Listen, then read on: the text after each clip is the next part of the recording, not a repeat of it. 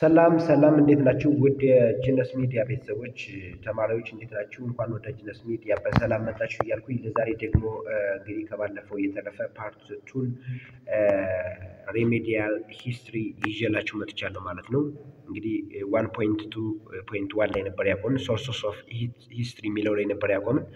ስለዚህ ከሱ እንቀጥላለን ማለት ነው። ለዛሬ እስከ ዩኒት 1 መጨረሻ በዚህ ቪዲዮ እናያለን ማለት ነው። በቀጣይ ደግሞ ቻፕተር ቱን ይዤላችሁ እመጣለሁ ማለት ነው። ስለዚህ ለዛሬ ቻፕተር ዋንን ፓርት ቱን እናያለን ማለት ነው። ሶ ሶርስስ ኦፍ ሂስትሪ ማለት ሂስትሪ የሚገኝባቸው ወይም ሂስትሪ የምንወስድባቸው ወይም ደግሞ ሂስትሪ ለሂስትሪ ምንጭነት የሚያገለግሉ ሶርሶች ማለት ነው። ሂስትሪ ምንጩ ምንድነው? ሶርሱስ የሚለውን ስናይ ሂስትሪ ኢዝ ዘ ስተዲ ኦፍ ዘ ፓስት ሰፖርትድ ባይ ኤቪደንስ አራይዚንግ ፍሮም ሶርስስ። ምንድነው ሂስትሪ? ስላለፈው ታሪክ ስላለፈው ጊዜ ነው የሚያጠናው። ሂስትሪ ማለት ስለ ሰው ልጅ ያለፈ ነገር ወይም ደግሞ የሰው ልጅ ስለ ሰው ልጅ ፓስት በፊት ካለፈ በኋላ ያለ ስላለ በፊት ምን ተሰራ የሚለውን ነው። ምን ሰራ የሚለውን what happened how it happened and why it happened የሚለውን ነው የሚያጠናልን ስለ ሰው ልጅ ማለት ነው። ስለ ፓስት ያን ሲያጠናልን ግን ስለ ፓስት ሲያጠናልን ምን ያስፈልገዋል? ሂስትሪ ኤቪደንስ ያስፈልገዋል ማለት ነው። ኤቪደንስ ማለት ማስረጃ ያስፈልገዋል። ስለዚህ ማስረጃ ካስፈለገው ደግሞ ማስረጃው የሚገኝበት ምንጭ ሊኖረው ይገባል ማለት ነው። ስለዚህ ሂስትሪ ኤቪደንሱ አራይቭ የሚያደርግበት ሶርስ ያስፈልገዋል ማለት ነው። ሶርስስ አር ፒለርስ ኤንድ ዌር ዜር አር ኖ ሶርስስ ዜር ኢዝ ኖ ሂስትሪ። ምንድነው? ሶርሶች ምንጮች ወይም ደግሞ ኤቪደንሱ የሚገኝባቸው ማስረጃው የሚገኝባቸው ምንጮች መረጃው ያስፈልጋል አይደለ? ሂስትሪን ለመጻፍ የግድ መረጃ ሊኖረን ይገባል፣ ኤቪደንስ ሊኖረን ይገባል አይደል? ስለዚህ ያን ኤቪደንስ ያን መረጃ ኤቪደንሱን መረጃውን ለማግኘት ደግሞ ምንጭ ያስፈልገናል። ስለዚህ ምንጮች እንደ ፒላር እንደ ምሰሶ ያገለግላሉ ማለት ነው ለሂስትሪ። ሂስትሪን ለመጻፍ እንደ ምሰሶ ሆነው ነው የሚያገለግሉ ማለት ነው። ስለዚህ ፒላር ሂስትሪ ሶርሶች ምንጮች ከሌሉ ሂስትሪ የለም ማለት ነው። ዌር ዜር አር ኖ ሶርስስ ዜር ኢዝ ኖ ሂስትሪ። ምንጮች ከሌሉ ወይም ኤቪደንስ ካልተገኘ ሂስትሪ የሚባል ነገር አይኖርም ማለት ነው። ስለ ሂስትሪ ማውራት አንችልም ማለት ነው። ስለዚህ የግድ ስለ ሂስትሪ ለመጻፍም ሆነ ስለ ሂስትሪ ለማውራት ወይም ሂስትሪን ለመጻፍ ምን ያስፈልጋል? ሶርሶች ወይም ደግሞ ኤቪደንሶች ያስፈልጋሉ ማለት ነው። ኦኬ ሶ sources are therefore key to the study and writing of history አሁን ያለው ነገር ነው። ስለዚህ ሶርሶች ወይም ምንጮች ኤቪደንስ መረጃው የሚገኝባቸው ምንጮች ምንድናቸው ማለት ነው? ኪ ቱ ዘ ስተዲ ናቸው። ሂስትሪን ለማጥናት ቁልፍ ናቸው ማለት ነው። እና ደግሞ ሂስትሪን ለማጥናትና ለመጻፍ እንደ ቁልፍ ሆነው ያገለግላሉ ማለት ነው። ሞስት ኮመንሊ ሂስቶሪያንስ ዲቫይድ ሶርስስ ኢንቱ ቱ ብሮድ ግሩፕስ። በብዛት ብዙ ጊዜ ሂስቶሪያን ወይም የታሪክ ሰዎች ሶርሶችን በሁለት ይከፍሏቸዋል ማለት ነው። ሶ ሶርስስ አር ክላሲፋይድ ኢንቱ ቱ they are called primary sources and secondary sources ወይም ደግሞ የመጀመሪያ የመረጃ ምንጭና ሁለተኛ የመረጃ ምንጭ ተብለው ይከፈላሉ ማለት ነው። ሶ ፕራይመሪ ሶርስስ ኦር የመጀመሪያ የመረጃ ምንጮችን ስናይ ፕራይመሪ ሶርስስ አር ዞስ ዛት አር ኮንቴምፖራሪ ዊዝ ዘ ኢቨንትስ አንደር ስተዲ። ምንድነው? ፕራይመሪ ሶርስስ የምንላቸው የመረጃ ምንጮች የመጀመሪያ ደረጃ የመረጃ ምንጮች የምንላቸው ዛት አር ኮንቴምፖራሪ ዊዝ ዘ ኢቨንትስ አንደር ስተዲ መጀመሪያ ወይም ደግሞ ኮንቴምፖራሪ ፕሬዘንት ላይ ነው ማለት ነው። አሁን ላይ ያሉ መጀመሪያ ፕራይመሪ ሶርስ የሆኑ ናቸው ማለት ነው። መጀመሪያ ስለዛ ነገር የሚገልጹ ናቸው ማለት ነው። ፈርስትሊ ማለት ነው they are original materials that have direct relation to the events they describe። ምንድነው? ኦሪጂናል ማቴሪያሎች ናቸው። ለምሳሌ ስለ ሆነ ታሪክ እየጻፋችሁ ከሆነ የመጀመሪያም ሶርሱ የሚገኝበት ምንጮቹ እነዛ ኦሪጂናል ማቴሪያሎች ምን ይባላሉ ማለት ነው? ስለ ኢቨንቱ ስለምታጠኑት ነገር የሚገልጹ ዲስክራይብ የሚያደርጉላችሁ ነገሮች ምን ይባላሉ? ፕራይመሪ ሶርስ ይባላሉ ማለት ነው። ሶ ፕራይመሪ ሶርስ አልኳል ዳይሬክት ሪሌሽን ቱ ዘ ኢቨንት ኦፍ ዘ ኢቨንት ማለት ነው። ዳይሬክት ሪሌሽን ቱ ዘ ኢቨንት ከኢቨንቱ ጋር ምን አላቸው? ዳይሬክት የሆነ ሪሌሽንሽፕ አላቸው ማለት ነው። ምሳሌ ስለ ኤግዛምፕልስ ኦፍ ፕራይመሪ ሶርስ አር ሞኑመንትስ፣ ቱልስ፣ ኦርናሜንትስ፣ አርቲፋክትስ፣ ኮይንስ፣ ፎሲል ኢንስክሪፕሽንስ፣ ዌፖንስ አቴንስልስ ኤንድ ሩይንስ ኦፍ ቢልዲንግስ። እነዚህ ፕራይመሪ ሶርስ ይባላሉ። ሪትን ማቴሪያሎች ደግሞ ማኑስክሪፕትስ ኦር ሃንድ ራይትን ማቴሪያል፣ ክሮኒክል፣ ዲያሪስ፣ ሌተርስ፣ minutes, codes of laws, Holy Bible, Holy Quran, court records and administrative files, travel documents, photographs, jewelries, clothes, maps, videos and audio visual materials እነዚህ እንደ ፕራይሜሪ ሶርስነት የሚያገለግሉ ምሳሌዎች ናቸው። ብዙ ጊዜ ምሳሌዎች በምርጫ ይመጣሉ። እዛ አካባቢ ኮስችን ያወጡባቸዋል። ጥያቄን ለማውጣት ያወጡባቸዋል። እነዚህ ምሳሌዎችን መያዝ እንዳትረሱ ማለት ነው። ሶ ሰከንዳሪ ሶርስ ማለት ምንድናቸው ስንል ወይም ደግሞ ሁለተኛ ደረጃ የመረጃ ምንጮች የምንላቸው ምንድናቸው የሚለውን ስናይ ሰከንዳሪ ሶርስስ አር ሶርስስ that contain information that is derived from primary sources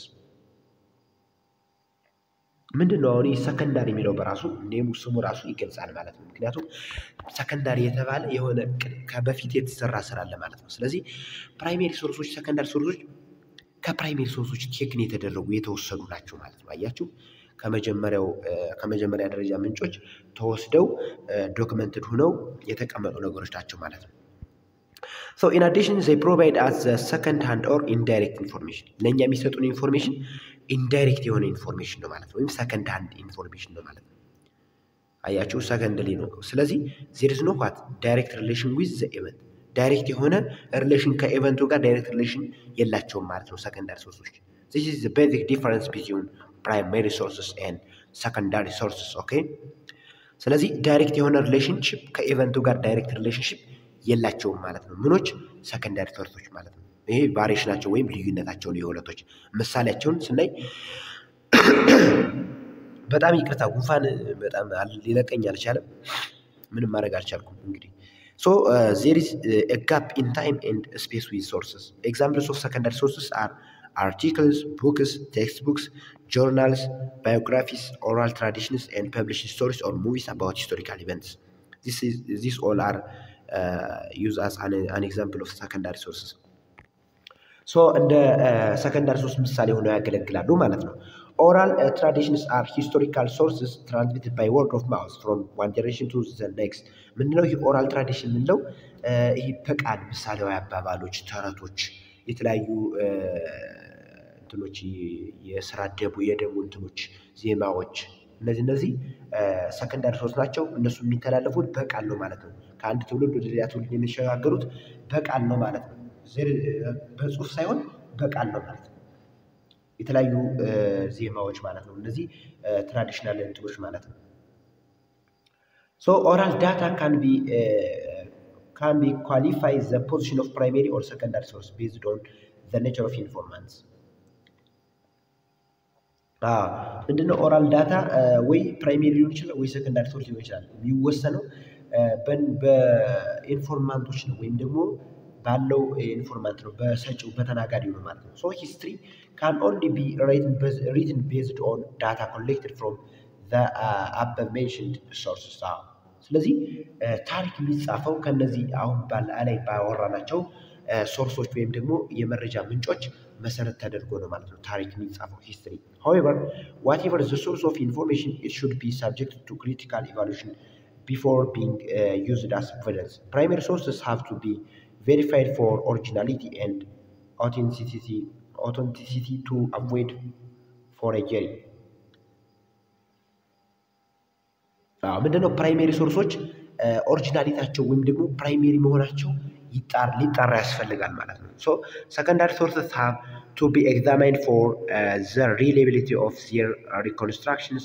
Oral data should be cross-checked with other sources such as written document to determine its truth, because it may lose its authenticity due to distortion through time. ምንድነው ይሄ ኦራል ዳታ የሚባለው? ከጀነሬሽን ወደ ጀነሬሽን ትራንስፈር ሲደረግ፣ ከትውልድ ወደ ትውልድ ሲደረግ ትራንስፈር ሲሆን ሙሉ ሀሳቡ ሊቆራረጥ ይችላል። ተቆራርጦ እንትን ሊል ስለሚችል ከተጻፉ እንትኖች ጽሁፎች ጋራ ክሮስ ቼክ ማድረግ ያስፈልጋል፣ ማረጋገጥ ያስፈልጋል ነው የሚለው።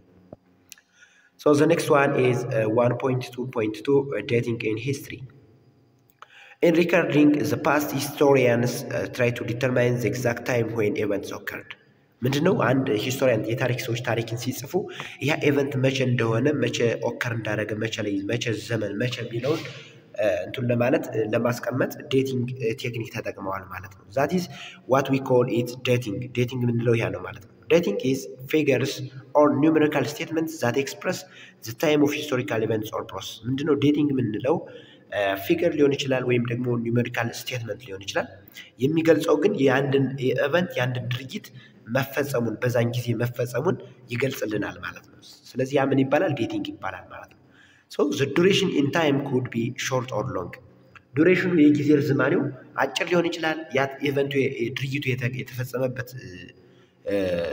ጊዜው ረጅም ሊሆን ይችላል አጭር ሊሆን ይችላል ማለት ነው no matter but record ሆኖ ሊቀመጥ ያስፈልጋል ማለት ነው therefore historians describe the period of events by using certain subdivisions or units of time ሂስቶሪያኖች የታሪክ ሰዎች የታሪክን የሚያጠኑ ሳይንቲስቶች ወይም ስኮላሮች ፔሪድ ኦፍ ኢቨንቶችን ሲገልጡ subdivision አካሂደዋል ማለት ነው hence the figurative expression express the exact date on which events occurred for example the battle of Adwa took place on March 1 1896 አያችሁ ያሁን ሪከርድድ የሆነ ነው ማለት ነው ኢቨንቱ ወይም ደግሞ የአድዋ ጦርነት መቼ እንደተካሄደ ቁጭ አድርጎ ይገልጽልናል ማለት ነው አያችሁ ይሄ ዴቲንግ ይባላል Ethiopian Renaissance Dam was initiated on April 2 2011 dating in history is expressed in numerical statements such as a decade አያችሁ በዲኬድ በሴንቸሪ እና በሚሊኒየም ሊገለጽ ይችላል a decade refers to a period of 10 years ዲኬድ ማለት የ10 ዓመት ልዩነት ያለው ነው ማለት ነው ሴንቸሪ ደግሞ የ100 ዓመት ልዩነት በየ100 ዓመቱ የምናገኘው ሴንቸሪ እንለዋለን ወይም ዓመት whereas a millennium refers to 1000 years millennium ነው ደግሞ የ1000 ዓመት በየ1000 ዓመት ጋር ማለት ነው for example the years from 90 to 1909 is the first decade of the 20th century ይሄ ደግሞ 20th century ነው second millennium ማለት ነው so the primary purpose of dating in history is to organize past events according to their sequence of occurrence by using calendars ምንድነው እንደዚህ የዴቲንግ እንደዚህ ኢቨንቶችን ወይም ደግሞ ድሮ ላይ የተካሄዱ ክስተቶችን ድርጊቶችን እንደዚህ በታይም እና በጊዜ በቀን ስፔሲፊክ አድርገን ማስቀመጣችን ለምን ይጠቅማል ወይም ደግሞ ዴቲንግ ለምን ይጠቅማል በታሪክ ውስጥ ስንል የተካሄዱ ድርጊቶችን ፓስት ኢቨንቶችን ሲኩዌንስ በኦርደር ለማስቀመጥ ደርድሮ ለማስቀመጥ ማለት ነው this is what we call chronology ይህን ምን እንለዋለን chronology እንለዋለን the two widely used calendars worldwide are the Gregorian and Islamic calendar ብለን ሁለት አይነት ካላንደሮች አሉ ማለት ነው according to the Gregorian calendar time is counted forward and backwards from the time of the birth of Jesus Christ እንደ ግሪጎሪያን ካላንደር ከሆነ ጊዜ ወይም ደግሞ ሰዓት ጊዜ የሚለው የሚቆጠረው ከኢየሱስ ክርስቶስ ልደት በኋላና በፊት ተደርጎ ነው before Christ and after Christ ብለን እንከፍላቸዋለን ማለት ነው so the time before the birth of Christ is referred to as before Christ or whereas the time after the birth of Jesus Christ is expressed in anno domini ይባላል ማለት ነው a Latin term meaning the year of the Lord ማለት ነው Ethiopia uses its calendar which began on September 11 of the Gregorian calendar. The Ethiopian calendar is 7 to 8 years behind the Gregorian calendar. አያችሁ የኢትዮጵያ የዘመን አቆጣጠር ከግሪጎሪያን ካላንደር በ7 ወይም ደግሞ በ8 ዓመት ወደ ኋላ ባክ ያደርጋል ማለት ነው. So the Islamic calendar follows the event called the Hijra to count to time forwards and backwards. ይሄ ደግሞ Islamic calendar የምንለው ደግሞ ሂጅራን ይጠቀማል ማለት ነው ሶሪ በጣም the hijra was the flight of the prophet Muhammad and his early followers from the town of Mecca to Medina in 622 AD ማለት ነው ማለት ዶሜን ስለዚህ ምንድነው ነብዩ መሐመድ ከመካ ወደ መዲና በ622 ዓመተ ዶሜን ላይ ሄዷል ማለት ነው ስለዚህ ያንን በመጠቀም የምናደርገው የጊዜ አቆጣጠር ኢስላሚክ ካላንደር ይባላል ማለት ነው so hence before hijra stands for years before the hijra and after hijra refers to the years after hijra አያችሁ before hijra ማለት ነብዩ መሐመድ ከመካ ወደ መዲና ከመሄዱ በፊት ጊዜ በፊት የነበረው ነው ማለት ነው ነገር ግን after hijra ማለት ነብዩ መሐመድ ከመካ ወደ መዲና ያደረገው ጉዞ ያመለክታል ማለት ነው a timeline is a graphic representation of events timeline ምንለው ግራፊካሊ ኢቨንቶችን ድሮ በፊት የተካሄዱ ያለፉ ድርጊቶችን በታይም ላይ በግራፍ መልኩ ሪፕሬዘንት እናደርጋቸው ያ ምን ይባላል? ታይም ላይ ይባላል። በክሮኖሎጂካሊ ኦርደር በፔሪድ ሊሆን ይችላል ስንገልጸው ታይም ላይ ይባላል። A timeline is a horizontal or a vertical lineup of historical events. Historical timeline enables quick visualization and forms a clear idea of the passage of time about events. ግልጽ የሆነ ስለ ኢቨንቶች ወይም ደግሞ ስለተካሄዱ እንትኖች ግልጽ የሆነ ኢንፎርሜሽን ይሰጠናል ማለት ነው። In addition, the timeline shows you when and where events happen during the discussion period. ታይም ላይን በተጨማሪ መቼና የት የሚለውን ኢቨንቱ ተካሄደ የሚለውን ይገልጽልናል። ስለዚህ ምሳሌውን እዩ። ሲ ዘ ታይም ላይን ቢለው ዚስ ነው የሚለው።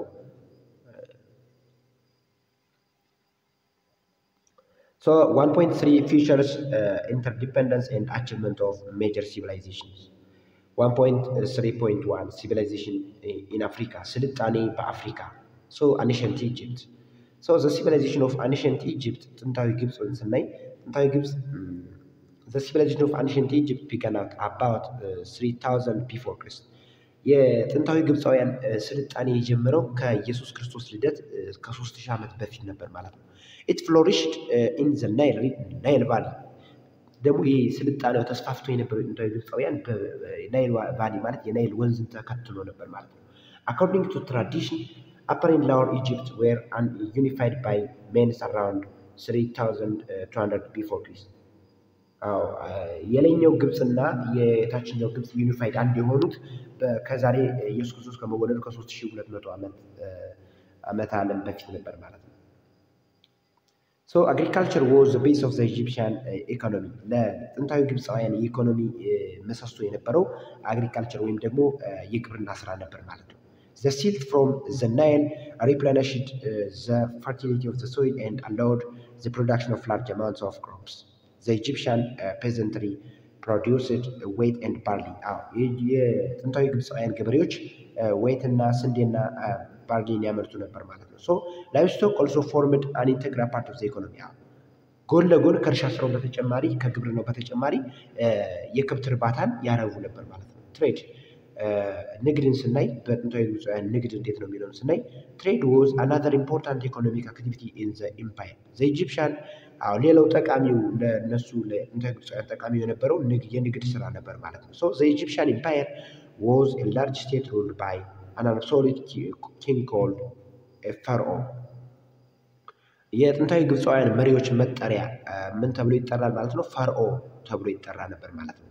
The king ruled Egypt through officials named Wizards.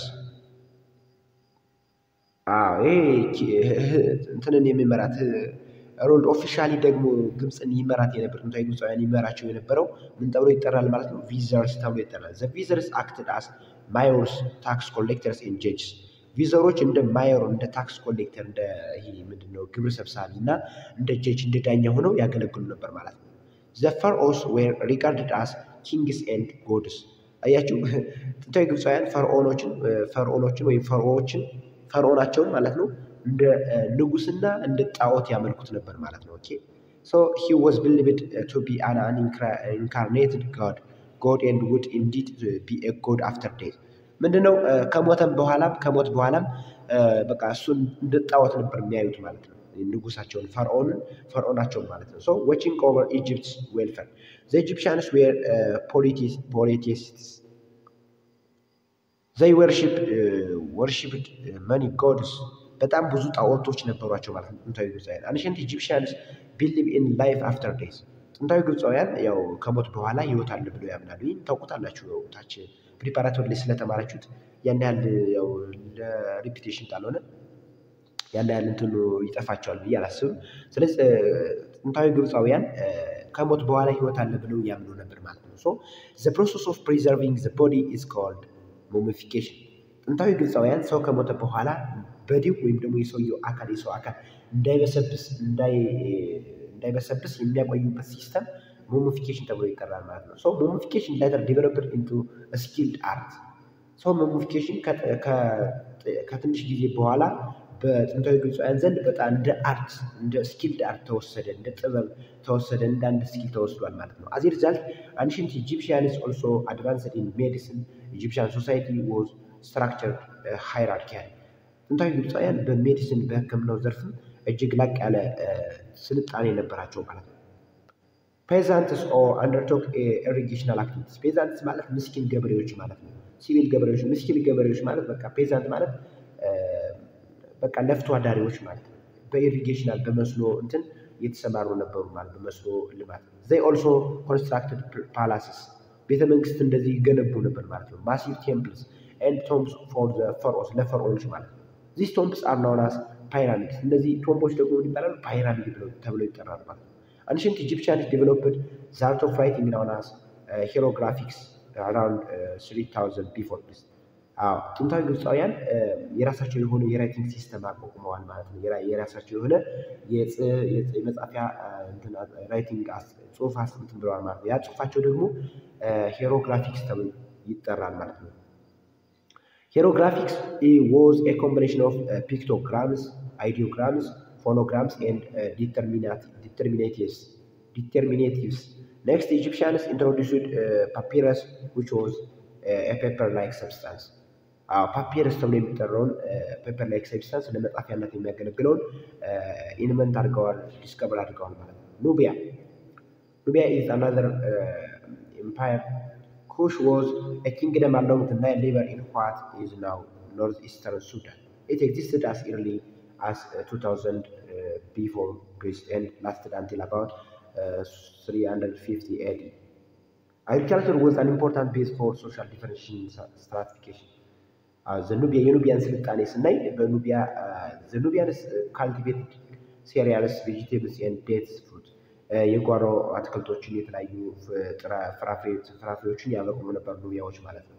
In addition, pastoralism formed another important base of the subsistence economy. አርብቶ አደርነት ዋናው ለኑቢያኖች ስልጣኔ ያካሂዱ ነበር ማለት ነው። አርብቶ አደሮች ነበሩ። Finally, trade was another important source of wealth and power of the Nubian state. መጨረሻ ደግሞ ንግድን ለስልጣናቸው እንደማ ኃይል ማግኛ አድርገው ተጠቅመውታል ማለት ነው። At different times, Egypt conquered and ruled Nubia.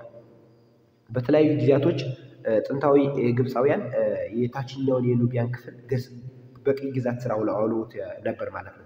Absolute kings and queens ruled the Nubian state. Nubian kings and queens were considered like the Egyptian pharaohs as divine rulers.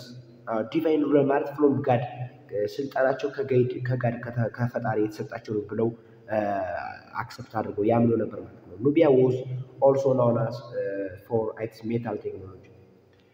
በኑቢያ የጥንታዊ የኑቢያውያን በእነሱ ሜታል ቴክኖሎጂ ብረትን በማምረት ቴክኖሎጂ በጣም የታወቁ ነበር ማለት ነው ነበሩ ማለት ነው። ሜሮይ was an important center of metal products such as gold. ሜሮም ተብሎ ይታወቅ ነበር የሜታል ቴክኖሎጂ ያለበት ቦታ። እሱም የሚያመርተው ጎልድ፣ ኮፐር፣ ሲልቨር ኤንድ አይረን ያመርት ነበር። This indicates the Meroe had a flourishing iron industry. The Kushites conquered Egypt about the 8th century before Christ. Then at about 350 AD, the Aksumite king Izan invaded and destroyed Meroe. So the next civilization is civilizations in Asia. በኤዥያ ውስጥ ያሉ ሲቪላይዜሽኖችን ስናይ the first one is Mesopotamia. Mesopotamia included the area now eastern Syria, southern Turkey and most parts of Iraq. ምንድነው አሁን ላይ ሲሪያ ብለን የምንጠራው አካባቢ፣ ደቡብ ቱርክ ብለን የምንጠራው አካባቢ እና እንዲሁ ኢራቅ ብለን የምንጠራቸው ሀገሮች ጥንታዊ ሜሶፖታሚያ ክፍልን ከቨር ያደርጉ ነበር። ጥንታዊ ሜሶፖታሚያ ተብሎ ይታወቁ ነበር ማለት ነው። So the earliest of the Great River Valley civilizations was the civilization of Sumerian found between the rivers Tigris and Euphrates. ምንድነው የኑቢያን ስልጣኔ የተመሰረተው በትግረስ እና በኤፍራጥስ ወንዝ መሰረት አድርጎ ነው ማለት ነው። So the Sumerians began to build the first site in the world. Sumerians used mud bricks dried in the sun in their buildings. ለህንጻ ስራ ከጭቃ የተሰሩ እንትኖችን ይጠቀሙ ነበር ማለት ነው። Large temples of this kind were called ዚግራተስ ብለው ይጠሯቸው ነበር ማለት ነው። ትልልቅ ህንጻዎችን ከሰሩ በኋላ So the soil of the southern Mesopotamia was very fertile and with flood control and irrigation large crops were possible. ይሄ በጥንታዊ በደቡብ መሶፖታሚያ አካባቢ የነበረው አፈር በጣም ፈርታይል ነው። ለም አፈር ነበር ማለት ነው። ለምርት በጣም የተመቸ ነበር ማለት ነው። ዘ ሱመሪያን ኪንግስ ሃድ ዲቫይን አውቶሪቲ አ ኪንግ ሩልድ አስ ሪፕሬዘንታቲቭ ኦፍ ሲቲ ሂዝ ሲቲ ሜጀር ጎልድ ዘ ሱመሪያንስ ዌር ፖሊቲስቲስ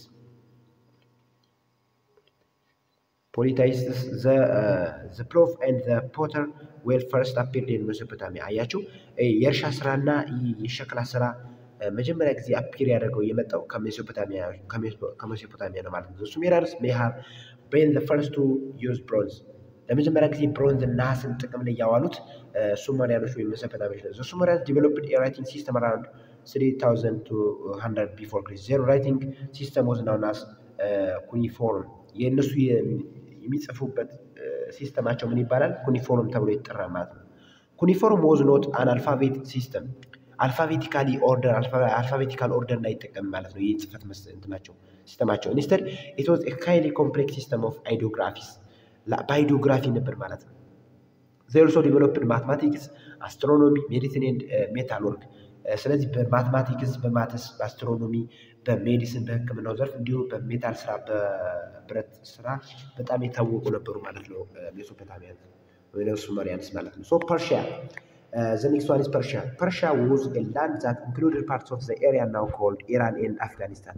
ፐርሺያ ምንላት የነበረች ጥንታዊ ፐርሺያ አሁን ላይ ኢራን እና አፍጋኒስታን ብለን የምንጠራቸው ሁለቱ ሀገሮች ናቸው ማለት ነው። The Persians called the regions of the land of Aryans, from which the name Iran is coined. The Persians called their language Aryan ብለው ይጠሩት ነበር። ፐርሺያኖች ቋንቋቸውን አርያን ብለው ይጠሩት ነበር። They established a dynasty known as the Persian Empire. Persian Empire የሚባል ግዛት ስልጣን ያለው መንግስት አቋቁሞ ነበር ማለት ነው። The largest empire in the ancient world. በጥንታዊ ዓለም በጥንታዊ ስልጣኔ ስናይ በጣም the largest empire የምንለው ማለት ነው Persian Empire. So the first Persian Empire founded by Cyrus the Great around 550 before Christ became one of the largest empires in history, stretching from Europe's Balkan Peninsula in the west to India, Indus Valley in the east. It also included parts of North Africa. They made an important contribution to government, law, and religion. They built many new roads and developed the world's first postal service. ፐርሺያኖች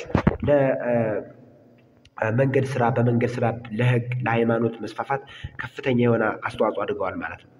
የነሱ ሪሊጅናቸው ምን በመባል ይታወቃል? their religion was known as ዞሮአስትሪያኒዝም ተብሎ ይታወቃል ማለት ነው። so founded by a prophet called Zoroaster. ይህ ፕሮፌቱ ወይም ደግሞ ያገኘው ሰውዬ ደግሞ ማን ነው ማለት ነው? ዞሮአስተር በመባል ይታወቃል ማለት ነው። የኢንዲያን ስልጣኔ ስናይ the first Indian civilization began in the Indus Valley in Pakistan and Western India. በዛሬ ላይ በፓኪስታን ብለን የምንጠራትና በዌስተርን በምዕራቡ የኢንዲያ ክፍል ይህን ክፍል ብለን የምንጠራው በኢንደስ ቫሊ በኢንደስ ተብሎ በሚጠራው ስምጥ ሸለቆ አካባቢ ነው የጥንታዊ ኢንዲያን ስልጣኔ የጀመረው ማለት ነው። ከ2500 ኢየሱስ ክርስቶስ ከመወለዱ ከ2500 ዓመት ዓለም በፊት ማለት ነው። so reached at apex at about 1500 before Christ. The people had their counting, measuring, weighing and writing system. የራሳቸው የሆነ የመጻፊያ የመቁጠሪያ የመለኪያ ሲስተም ነበራቸው ማለት ነው። They dug ditches and canals around the cities to irrigate their farms. The people traded with one another and also with other civilizations like Mesopotamia. ንግድን ይነግዱ ነበር ማለት ነው። ከራሳቸው እርስ በርሳቸውና ከሜሶፖታሚያዎች ጋር ይነግዱ ነበር ማለት ነው። The Indus artisans used copper and bronze to make tools, mirrors, pots and pans and crafted gold ornaments. የኢንዲያን አርት የጥበብ ሰዎች የጥንታዊ ህንዳውያን የጥበብ ሰዎች ኮፐርና ብሮንዝን መዳብና ናስን ለተለያዩ እቃዎች መስሪያ አድርገው ይጠቀሙ ነበር ማለት ነው። The ancient Indian society was hierarchically divided into different sociatia according to their work and birth. It goes back some 3000 years. Religionaቸው Hindu religion was developed from the beliefs of the early Indo-Aryans. Buddhism emerged from Hinduism as a reform movement. ቡድሂዝም ከሂንዱይዝም ተብሎ ከሚጠራው ከጥንታዊ የህንዳውያን እምነት ነው ማለት ነው። ኢመርጅ የሆነ ቡድሂዝም ነው። ሶ ኢት ስፕሪድ አውትሳይድ ኦፍ ኢንዲያ ቱ ሳውዝ ኢስት ኤዥያ፣ ቻይና ኤንድ ጃፓን። አሁን ላይ ቡድሂዝም ብትሄዱ ኢንዲያ ውስጥ በጣም ታዋቂ የሆነ እምነት ኢንዲያ ከምትከተላቸው እምነቶች አንዱ ነው ማለት ነው። የኢንዲያ ህዝቦች የህንዳውያን ከሚከተሉት እምነት አንዱ ነው ማለት ነው። ሶ ዘ ኔክስት ሲቪላይዜሽን ኢዝ ቻይና፣ ዘ ቺንስ ሲቪላይዜሽን። ሶ ዘ ሲቪላይዜሽን ኦፍ አንሸንት ቻይና ፈርስት ዲቨሎፕድ ኢን ዘ የሎ ሪቨር ሪጅን ኦፍ ኖርዘርን ቻይና። የሎ ሪቨር ሪጅን አሁን ላይ የሎ ሪቨር ተብሎ የሚታወቀው በሰሜኑ የቻይና ክፍል ነው ማለት ነው። የቻይና ስልጣኔ ዲቨሎፕ ያደረገው ማለት ነው። ኢን ዘ ሰርድ ሚሌኒየም ቢፎር ክራይስት ቺንስ ሲቪላይዜሽን ኤክስፓንድድ ኦቨር ታይም ቱ ፕሬዘንት ታይም። ቻይናስ ሴንትራል ኤንድ ሳውዘርን ፓርትስ አንሸንት ቺንስ civilization reached its height about 3000 before Christ in the valley of Huanghe. The first dynasty in China was called the Shang dynasty. የመጀመሪያው የቻይና ዳይናስቲ ምን ተብሎ ይታወቃል? ሻንግ ዳይናስቲ ብለን እንጠራዋለን ማለት ነው። its achievements include the creation of bronze vessels, war chariots and writing system. ስኬቱ ያመጣው ስኬት ደግሞ ብሮንዝ ቨዘሎችን ተምሯል፣ ዋር ካሮትስ ኤንድ ራይቲንግ ሲስተም የራሱ የሆነ የጽህፈት ቴክኒክ ነበራቸው ማለት ነው። ሶ ቺንስ ሊተራሪ ክላሲክስ ዴቨሎፕድ ኤንድ ቺንስ ፊሎሶፊ ኢመርጅድ። ኮንፊሽየስ ዋዝ ዘ ሞስት ኢንፍሉዌንሻል ኤንድ ሪስፔክትድ ፊሎሶፈር ኢን ቺንስ ሂስትሪ። በቻይና ታሪክ በጥንታዊ የቻይና ታሪክ ስነድ ኮንፊሽየስ የሚባለው ፈላስፋ በጣም ታዋቂ ነበር ማለት ነው እና የተከበረ ሰው ነበር ማለት ነው። ኤንድ ሂስ ቲቺንግ ዋዝ ኮንፊሽያኒዝም። የሱ የሚያስተምረው አስተምህሮቱ ደግሞ ምን ተብሎ ይታወቃል? ኮንፊሽያኒዝም ተብሎ ይታወቃል። ሶ ኮንፊሽያኒዝም ቲችስ ዘ ኢምፖርታንስ ኦፍ a well ordered society in which parents rule their children, men lead women, and the educated judge ordinary people. The ancient Chinese construct the Great Wall of China to keep out invaders from Central Asia. It extends about 7,400 kilometers across southern China. The Chinese developed their system of writing called logographic.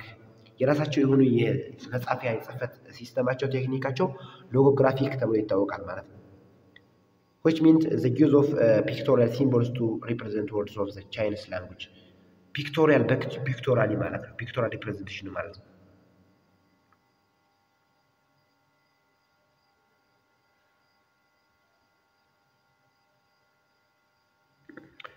እየጨረስን ነው። ትንሽ ነው የቀረን። እንግዲህ ቻይናን አይተናል። ሶ ዘ 1.3.313 is ancient civilization of Latin America. ማያን ስናይ the Maya were Native American people who developed a magnificent civilization in the Western Hemisphere before the coming of the Europeans. This civilization was at its peak from about 250 up to 900 AD. The Maya produced remarkable architecture, painting, pottery, and sculpture. They made outstanding achievement in astronomy, mathematics, and developed an accurate calendar. ምንድነው እነዚህ ማያ የሚባሉት ሰዎች ማለት ነው። የማያ ህዝቦች በጣም በፖተሪ፣ በሸክላ ስራ፣ በስኩላፕቸር፣ በፔንቲንግ፣ በስዕል ማለት ነው እንደዚህ የታወቁ ነበሩ ማለት ነው። እንዲሁ በማትማቲክስ ስነድ በጣም የታወቁ ነበሩ ማለት ነው። ማያ ወርሺፕ መኒ ጎድስ በጣም ብዙ ጣዖቶች ነበራቸው ማለት ነው። ያመልኩ ነበር and goddesses. The Maya built tall pyramids of limestone with small temples on top. The Spanish had captured the southern part of the area in the 6th century. Spanish domination of the entire Maya region was completed in the late 7th century. Incans ላይ the Inca were a South American native people.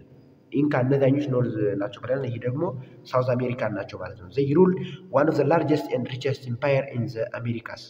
The Inca empire began to expand at about 4038. It included ፕሬዘንት ላይ ኮሎምቢያ፣ አሁን ላይ ኮሎምቢያ ብለን የምንጠራቸው ኢኳዶር፣ ፔሩ፣ ቦሊቪያ፣ ቺሊ ኤንድ አርጀንቲና ብለን የምንጠራቸው አካባቢዎችን ከበር ያደርግ ነበር ማለት ነው። ጥንታዊ የኢንካ ስልጣኔ አዲስ ካፒታል ወዝ ኩስኮ ተብሎ ይታወቃል ማለት ነው። የእሱ ዋና ከተማዋ መቀመጫዋ ኩስኮ ይባላል። ኢንሳውዘርን ፔሩ በደቡብ ፔሩ በኩል ነበር ማለት ነው የሚገኝ። ኢንካ ዌር ስኪል ኢን ኢንጂነሪንግ ኤንድ ክራፍትስ በክራፍት እና በኢንጂነሪንግ በጣም ስኪል የሆኑ በጣም የታወቁ ነበሩ ማለት ነው። ፎር ኤግዛምፕል ዘ ቢልድ ኔትወርክ ኦፍ ሮድስ ኢንካ crafts workers made fine artifacts from gold, silver, and other materials. So Asiatics Aztecs እና ደግሞ the Aztecs were another Native American people who ruled a powerful empire in Mexico በሜክሲኮ ነው ማለት ነው በ15ኛው እና በ16ኛው መቶ ክፍለ ዘመን ማለት ነው the center of the Aztec civilization was the Valley of Mexico. The Aztec empire included many sites and towns. The largest city was capital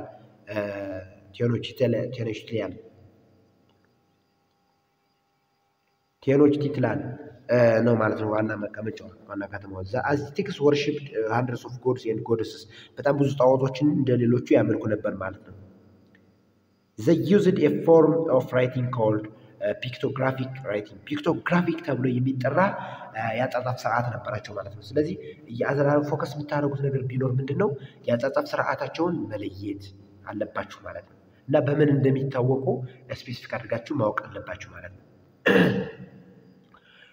next to this the civilizations in Europe ancient Greek was emerged about 2500 years ago was the birthplace of Western civilization የምዕራቡ የስልጣኔ የልደት የተወለደበት ቦታ ነው ተብሎ ይታወቃል ማለት ነው Greeks culture developed chiefly in small city states called polis በምትባል ነበር ማለት city state consists of a city or town and the surrounding village and farmland the best known city states were Athens and Sparta Athens እና ስፓርታ የሚባሉ ከተሞች በጣም የታወቁ ነበር ማለት የታወቁ ከተሞች ነበሩ በጥንታዊ የግብጽ የግሪካውያን ስልጣኔ ዘመን ማለት ነው the city states never became united into a nation however they all had a common language religion and culture the Greeks called themselves Hellenes and their land Hellas ግሪኮች ጥንታዊ ግሪካውያን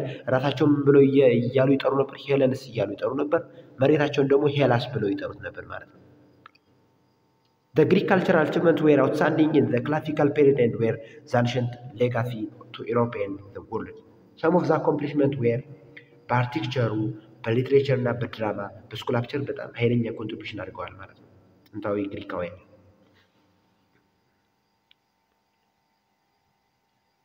So በእነዚህ እንትን ብለዋል ማለት ነው history writing the two great Greek historians were Herodotus and Thucydides በጣም ሁለት ታዋቂ የጥንታዊ ግሪካውያን የታሪክ ሰዎች ተብለው የሚታወቁት ሄሮዶተስ የታሪክ አባት ተብሎ የሚጠራው እና ቱሲዳይደስ አለ ማለት ነው so Herodotus wrote about countries and civilization outside Greece but it also our best source for the Persian wars Thucydides wrote a good account of the Peloponnesian War without bias, though he was Athenian. Medicine, Hippocrates.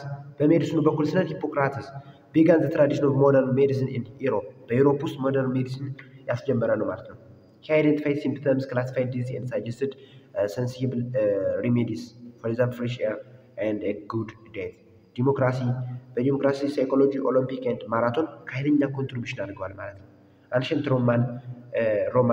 ሮማን civilization the Roman civilization was started in present day Italy around 753 before Christ on the hills above the river Tiber ተብሎ በሚጠራው ወንዝ አካባቢ አሁን ላይ ጣሊያን ብለን በሚጠራው አካባቢ ነው ማለት የጀመረው Ancient Rome had a significant influence on the development of Western civilization.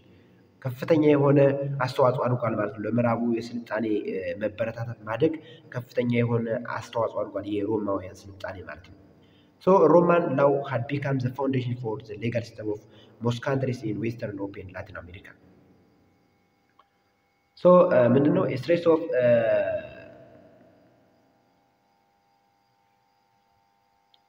the most famous theater in the city of Rome was the Colosseum ተብሎ ይጠራል ማለት ነው Series of kings ruled ancient Rome at the beginning ብዙ እንትኖች ነገስታት ነግሰውባታል ማለት ነው The Roman Republic was established in 509 before Christ after the Roman nobles were overthrew the king This is all about chapter 1 next time I will proceed to review questions መልሶቻቸውን ይዤላችሁ እመጣለሁ ማለት ነው እሰራላችኋለሁ ማለት ነው ስለዚህ thank you for your attention next time እንገናኛለን አጥኑ አይዟችሁ በደንብ ቪዲዮውን ተከታተሉ ተማሩ ላለውኝ ይመቻችሁ በቀጣይ ሪቪው ኮስችኖችን ከነ መልሶቻቸው with detailed explanation ይዤላችሁ መጣ ይሆናል። see you next time